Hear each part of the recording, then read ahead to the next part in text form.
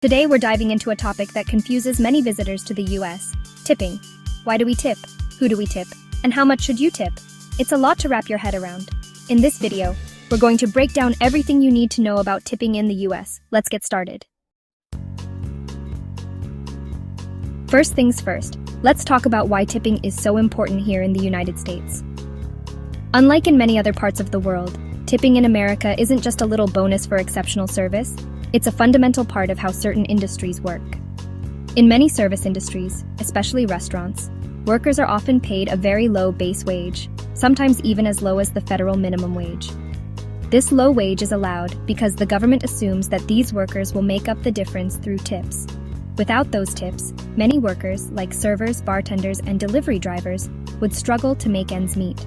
So when you tip in the US, you're not just saying thank you for good service. You're directly contributing to someone's livelihood. So now that we understand why tipping is so crucial in the US, you might be wondering, where did this whole tipping custom even come from? Tipping in America started in the late 1800s, a practice wealthy Americans picked up during their travels to Europe.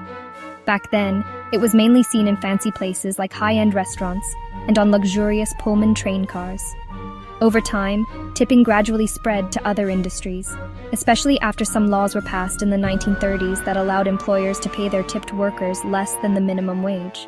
So, while tipping might have started as a way to show appreciation for exceptional service, it's become deeply ingrained in how certain industries in the US operate. It's not just a social custom, it's practically an economic necessity for many workers. Alright, now let's get down to the nitty-gritty. The part you've all been waiting for. How much should you actually tip in different situations? Restaurants. Dine-in. When you're sitting down for a meal at a restaurant, the standard tipping etiquette is to leave 15 to 20% of your total bill before tax. The exact percentage depends on the quality of service you receive. Takeout or counter service. If you're just grabbing a quick bite to go or ordering at a counter, a small tip of 5 to 10% is a nice gesture, but not necessarily required. Delivery services such as Uber Eats, DoorDash, etc. When you're ordering in and having your food delivered, it's customary to tip 15 to 20% of your order total. For smaller orders, a minimum tip of $5 is generally considered appropriate. Taxis or rideshares.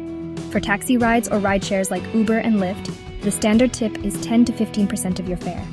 If the driver helps you with your luggage or provides exceptional service, feel free to tip closer to 20%.